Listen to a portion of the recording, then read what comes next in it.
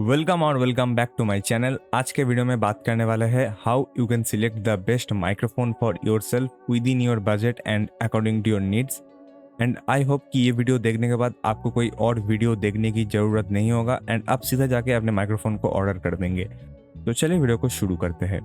Video शुरू करने से पहले मैं आप सभी लोगों से एक रिक्वेस्ट करना चाहता हूँ कि आप अगर मेरा वीडियो को एंड तक देखते हैं तो प्लीज़ उसे लाइक भी किया कीजिए, क्योंकि ऐसा वीडियो बनाने में बहुत ज़्यादा टाइम एंड एफर्ट लगता है and I hope you will reward those times and efforts by just liking the video. And आप इस वीडियो को शेयर भी करना, क्योंकि शेयर करने से चैनल का रीच बढ़ता है and it will help my channel to grow further.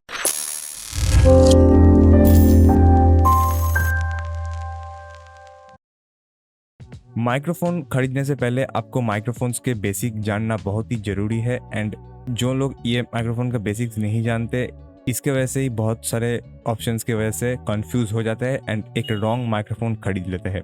तो माइक्रोफोन बेसिकली दो तरीके का होता है, एक होता है कंडेंसर माइक, एक होता है dynamic mic. And on the basis of connectivity भी दो तरीके से आप उसे डिफरेंशिएट कर पाएंगे। एक होता है यूएसबी माइक, एक होता है XLR mic. USB and XLR का फंडा यही है कि यूएसबी में लिमिटेड पावर हमें मिलता है एंड एक्सएलआर में जो माइक को ज़्यादा पावर चाहिए उसको चाहिए XLR. And with the help of XLR आप फैंटम पावर को भी एक्सेस कर पाएंगे। फैंटम पावर बेसिकली कुछ नहीं है, एक ज़्यादा पावर सोर्स है, एक एक्सटर्नल पावर सोर्स आप ये कह सकते हैं। तो कंडेंसर और डायनेमिक माइक में जो डिफरेंस है वो का डिफरेंस है बेसिकली कॉइल में। आप दोनों कॉइल देख लीजिए, ज़्यादा आपको समझना नहीं है इसके बारे में। मतलब बेसिकली आप ये समझ लीजिए कि कंडेंसर माइक का सेंसिटिविटी बहुत ज़्यादा होता है compare to dynamic mic. Next slide में आते हैं। अब नेक्स्ट स्लाइड में जो पहला पॉइंट ही हो आपको देखने को मिलेगा मोड सेंसिटिव। मोड सेंसिटिव का मतलब क्या है? मोड सेंसिटिव का मतलब है ज़्यादा ऑडियो एंड नॉइज़ कैप्चर करता है। तो ज़्यादा ऑडियो एंड नॉइज़ कैप्चर करता है, तो इसको आप सॉल्व कैसे कर सकते हैं? सॉल्व करना बहुत सिंपल है, आप यूज़ कीजिए ऑडियो फॉर्म्स को। ये ऑडियो फॉर्म्स आप बड़े बड़े यूट्यूबर के स्टूडियो सेटअप या फिर जो सिंगर्स है उनके स्टूडियोज़ में भी देखे होंगे। ये इसका काम बेसिकली यही है, साउंड्स को एब्जॉर्ब कर लेता है एंड उनका जो फर्दर जो कॉलिशन या फिर रिफ्लेक्शन, आप सिंपल कह सकते हो, रिफ्लेक्शन को स्टॉप करता है। क्योंकि साउंड भी रिफ्लेक्ट होके फिर मतलब घूमता है ऐसे तरीके से, इसलिए जो खाली घर होता है जिसमें कोई सामान नहीं होता है उसमें आपको साउंड 2-3 बार सुनाई देता है, वही है noise. And sound and audio forms basically यही करता है कि आप जो भी कहते हो उसको सिंपली एब्जॉर्ब कर लेता है एंड जो इको होता है उसको अवॉइड करता है। एंड डायनामिक माइक है less sensitive compare to condenser mic, इसलिए डायनामिक माइक को लोग कहते हैं खरीदने के लिए अगर आपके पास ऑडियो फॉर्म्स नहीं है तो। एंड कंडेंसर माइक के जो नेक्स्ट पॉइंट है, बेसिकली पॉपुलर बहुत पैटर्न है जिसका नाम है cardioid pattern. Dynamic cardioid pattern mic भी आपको मिलेगा, मतलब कार्डोइड पैटर्न ही बेसिकली फॉलो किया जाता है। एंड पैटर्न्स के बारे में अगर बोले तो कार्डोइड पैटर्न बेसिकली यही है, जैसे आप फोटो में देख सकते हो, सामने से आप जो भी बोलेंगे वो रिकॉर्ड करेगा एंड पीछे का ऑडियो को सप्रेस कर देगा। ऐसा नहीं कि पीछे का ऑडियो को रिकॉर्ड नहीं करेगा, पीछे का ऑडियो को रिकॉर्ड करेगा, लेकिन आप अगर थोड़ा दूर में जाके करेंगे तो पीछे का ऑडियो को उतना नहीं मिलेगा एंड उसको आप एडिटिंग के वक्त रिमूव कर सकते हैं। नेक्स्ट जो पैटर्न है उसका नाम है फिगर ऑफ 8, मतलब ये साइड को छोड़ देता है, सिर्फ आगे और पीछे से ऑडियो को लेता है। एंड जो मोस्ट कॉमन या फिर आप कह सकते हो नॉर्मल पैटर्न है उसको नाम है ओमनी डायरेक्शनल। ओमनी डायरेक्शनल का काम है मतलब जो पूरा अगर माइक आपका बीच में है तो पूरा जो एक सर्कल से जैसे उसका रेडियस होगा उस पर वो ऑडियो कैप्चर करेगा। एंड ओमनी डायरेक्शनल माइक का बेसिकली सेंसिटिविटी बहुत हर्श रहता है, साउंड भी थोड़ा हर्श रहता है एंड बेसिकली नॉइज़ आपको ज़्यादा कैप्चर होता हुआ दिखेगा। एंड ये ओमनी डायरेक्शनल माइक का एग्जांपल है बोया BY-M1, जो कि आप सभी यूट्यूबर के पास देखे ही होंगे। वो माइक बहुत ज़्यादा ऑडियो एंड नॉइज़ कैप्चर करता है क्योंकि वो एक ओमनी डायरेक्शनल माइक है। नेक्स्ट पॉइंट है requires Phantom power. Phantom power basically क्या है? फैंटम पावर बेसिकली है एक 48 volt DC power supply. And ये बेसिकली उस माइक को चाहिए जिनका कैप्सूल थोड़ा ज़्यादा पावरफुल है। एंड बेसिकली फैंटम पावर चाहिए डायनामिक माइक को ही, कंडेंसर माइक को भी चाहिए होता है लेकिन तभी कंडेंसर माइक को नहीं, क्योंकि मैं अभी फिलहाल जो माइक से रिकॉर्ड कर रहा हूँ वो भी एक कंडेंसर माइक ही है माउनो का, लेकिन वो USB माइक है एंड उसको कोई फैंटम पावर की ज़रूरत नहीं होता है।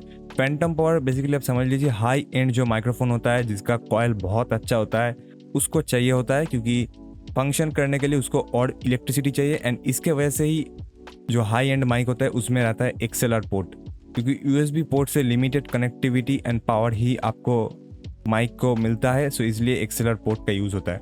नेक्स्ट पॉइंट है यूएसबी एंड एक्सएलआर बोथ, लेकिन डायनामिक माइक आपको यूएसबी अभी फिलहाल देखने को मिल रहा है, लेकिन जो मेनली होता है वो एक्सएलआर डायनामिक माइक ही आपको देखने को मिलेगा। नेक्स्ट पॉइंट जो आपको देखने को मिलेगा उसका नाम है ऑडियो इंटरफेस।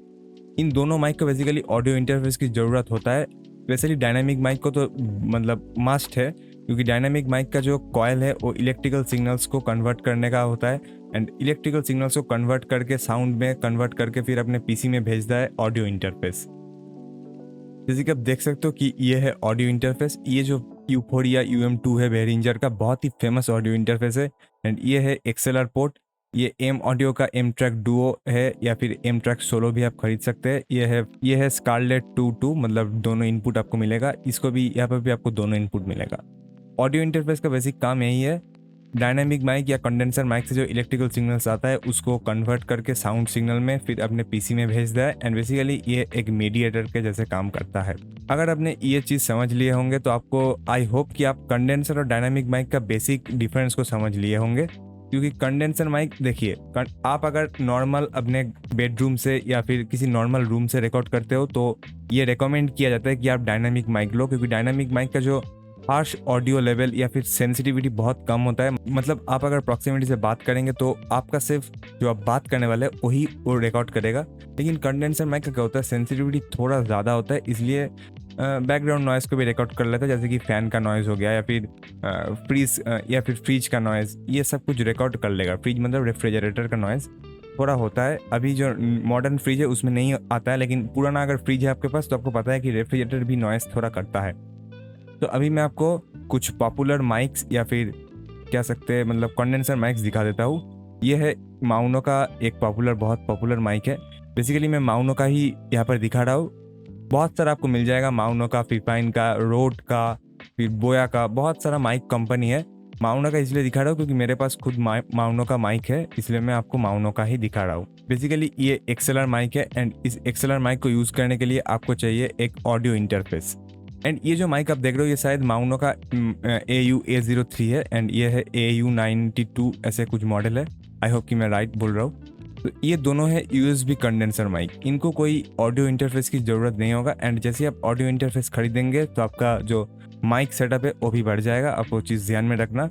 आप अपने डिमांड जो है, आपका जो भी नीड्स है उसके बेसिस के ऊपर माइक खरीदिए। आपको कोई शॉप के लिए माइक नहीं खरीदना है। फिर जो डायनामिक माइक है ये बहुत ही पॉपुलर डायनामिक माइक है, क्योंकि जैसे कि मैं बता रहा था कि डायनामिक माइक बेसिकली USB नहीं होता है, लेकिन ये माउनो का माइक है। सच में बहुत कमाल का माइक है। मैंने एक बार टेस्ट भी किया है इस माइक को। इसमें आपको दोनों XLR एंड USB कनेक्टिविटी मिल जाएगा। आपका अगर ऑडियो इंटरफेस है या फिर ख़रीदने का प्लान है तो आप इस माइक को यूज़ कर सकते हो। मतलब माइक को ख़रीद लेना, फिर बाद में ऑडियो इंटरफेस ख़रीदना, कोई अच्छा ऑडियो इंटरफेस। लेकिन तब तक आप इसको USB मोड में भी यूज़ कर सकते हो, एंड इसका आउटपुट रियली बहुत कमाल का है। एंड यहीं पर dynamic mic and condenser mic का जो सेपरेशन पॉइंट है आपको समझेगा अगर आप इसका सैम्पल्स सुन लेंगे तो। मतलब सैम्पल्स है, मतलब रॉ सैम्पल सुनना, ऐसे नहीं कोई एडिटेड सैम्पल सुन रहे हो। रॉ सैम्पल अगर मुझे मिलता है तो मैं डिस्क्रिप्शन में लिंक दे दूंगा, आप एक बार सुन लेना कि basically dynamic mic and condenser mic का जो रॉ सैम्पल का डिफरेंस है वो कैसा होता है, या फिर मैं कोई यूट्यूब वीडियो का लिंक दे दूंगा आपको। एंड ये पॉपुलर माइक तो आपने देखे ही होंगे। मतलब ये माइक आप अगर कहीं पर फंक्शन में गए होंगे या फिर कहीं पर ये इस तरीके का माइक आपको देखने को मिलेगा, एंड ये सभी माइक डायनामिक माइक होता है, ध्यान में रखना। एंड ये माइक आप शायद किसी पॉडकास्ट में देखे होंगे। जो फेमस माइक है कंडेंसर माइक है, ये है रोड का NT1 एंड रोड NT-USB। ये माइक्स बेसिकली सिंगर लोग यूज़ करते हैं, एंड ये माइक्स अपने किसी पॉपुलर स्ट्रीमर के स्ट्रीम में तो ज़रूर देखे होंगे। बहुत ही पॉपुलर माइक है ये दोनों माइक, एंड ये दोनों माइक कंडेंसर माइक है। एंड जैसे आप कंडेंसर माइक सुनेंगे आपको ध्यान में रखना है कि कंडेंसर माइक का सेंसिटिविटी बहुत हाई होता है, and road NT1 without audio forms आप यूज़ ही नहीं कर पाएंगे क्योंकि इसका सेंसिटिविटी इतना हाई है। एंड ये माइक आप अगर देखे नहीं होंगे तो आप क्या ही माइक सर्च कर दे रहे थे मुझे नहीं पता, क्योंकि ये माइक है the godfather of all mics. बहुत कमाल का माइक है। श्योर का SM7B डायनामिक माइक है एंड इसका सेटअप लगभग 40 to 50K कॉस्ट करता है अगर आप प्रॉपर सेटअप करेंगे तो। ये बेसिकली पॉडकास्ट के लिए यूज़ होता है एंड सिंगर्स लोग भी यूज़ करते हैं इसे, क्योंकि ये माइक मतलब बहुत कमाल का माइक है। एंड ये माइक तो आपने ज़रूर देखे होंगे, बोया का BY-M1 सभी यूट्यूबर के पास होता है। ओमनी डायरेक्शनल माइक है, जैसे मैंने पैटर्न्स में आपको मैं बता रहा था। ये चारों ओर से ऑडियो रिकॉर्ड करता है एंड आप ये माइक को तो ज़रूर देखे होंगे। ये माइक अमेजोन में हमेशा टॉप पर रहता है। जैसे आप सर्च करेंगे कंडेंसर माइक, इसका नाम है BM800। इस माइक को आप बिल्कुल अवॉइड करना, मत लेना इस माइक को, क्योंकि इस माइक को आप अगर without any audio interface use करने वाले हैं तो कोई काम का ही नहीं है। अगर आप फैंटम पावर खरीद सकते हो तो इस माइक को फैंटम पावर के साथ यूज़ कर सकते हो, लेकिन फिर भी मैं कहूँगा इस माइक को आप मत लो। Rather than buying this mic you can buy any Maono USB condenser mic. इससे बेटर आउटपुट आपको मिलेगा। आप अगर मेरा वीडियो को ध्यान से सुन रहे हैं तो आपको अभी तक ये ख्याल तो ज़रूर आया होगा जब मैंने कहा था कि मेरा जो माइक अभी मैं जिसे मैं रिकॉर्ड करूँ वो एक कंडेंसर माइक है। मैं इस वीडियो में लगभग मतलब 5-6 बार बोला कि कंडेंसर माइक का सेंसिटिविटी बहुत हाई होता है, लेकिन फिर भी मेरा ऑडियो इतना अच्छा क्यों आ रहा है? मेरा ऑडियो इतना अच्छा इसलिए आ रहा है क्योंकि मैं यूज़ कर रहा हूँ एक सॉफ्टवेयर। मैं कोई ऑडियो फॉर्म्स यूज़ नहीं कर रहा हूँ, मेरे पास उतना पैसा भी नहीं है कि किसी डेडिकेटेड स्टूडियो में बनाऊँ अपने इस छोटा सा यूट्यूब चैनल के लिए। मैं अभी फ़िलहाल जो एक एवरेज इंडियन का रूम होता है, एक नॉर्मल बेडरूम में PC, ऊपर में एक सीलिंग फैन, बगल में कूलर, उसी एक पूरा सेम टू सेम रूम में रिकॉर्ड कर रहा हूँ, लेकिन फिर भी कोई सेंसिटिविटी का इशू तो नहीं आ रहा है ना। मतलब कुछ बैकग्राउंड से नॉइज़ आ रहा है या फिर बगल में मेरा स्ट्रीट है उससे व्हीकल का नॉइज़, ऐसा कुछ नहीं आ रहा है। ये कैसे पॉसिबल है?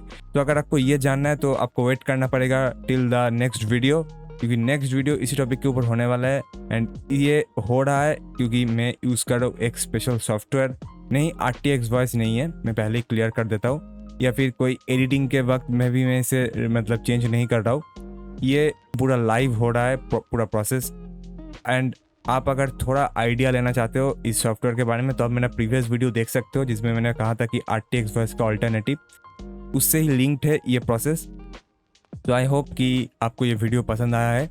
एंड आपको अगर जानना है तो आपको थोड़ा वेट करना पड़ेगा till the next week. And till then subscribe कर लेना मेरे चैनल को, इस वीडियो को लाइक कर देना, इस वीडियो को शेयर कर देना, एंड कमेंट भी कर सकते हो कि आपको कैसा मतलब वीडियो लगा एंड आप कौन सा माइक खरीदने वाले हो। आई होप कि ये वीडियो आपके लिए हेल्पफुल था। अगर नहीं भी था तो आप मन खुलकर कह सकते हो कमेंट सेक्शन में। अगर वीडियो पसंद नहीं आया तो कुछ भी कह सकते हो कमेंट सेक्शन में, I will not mind anything, लेकिन कमेंट ज़रूर कर देना। तो चलिए फिर से मिलेंगे नेक्स्ट वीडियो में। Till then bye bye.